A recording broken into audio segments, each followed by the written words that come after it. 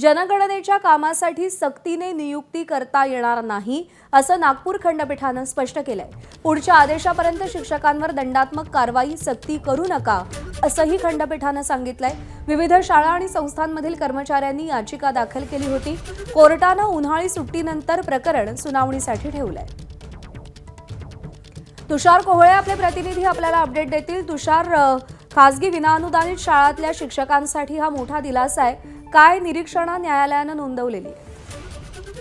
निश्चितच काल जेव्हा सुनावणी झाली, जेव्हा न्यायालयाचं असं म्हणणं होतं की जे शिक्षक शासकीय सेवेमध्ये आहेत त्यांच्यावर शासनाचा अधिकार राहू शकतो, मात्र ज्या शाळाला शासन अनुदानच देत नाही त्यामुळे त्यांना एक स्वातंत्र्य आहे, त्यामुळे त्यांच्यावर सक्तीने अशा प्रकारे जनगणनेच्या कामासाठी नियम लावता येणार नाही, का ती सक्ती लादता येणार नाही। त्यामुळे न्यायालयाने त्यांचं असं म्हटलं की या संपूर्ण शिक्षकांना त्यांच्या ऐच्छिकपणे हा निर्णय घेण्याचा अधिकार देण्यात यावा।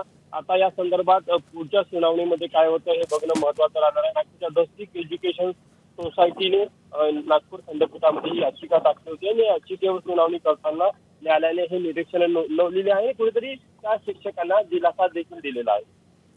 तुषार, धन्यवाद दिलेल्या माहितीसाठी। एबीपी माझा, उघडा डोळे बघा नीट।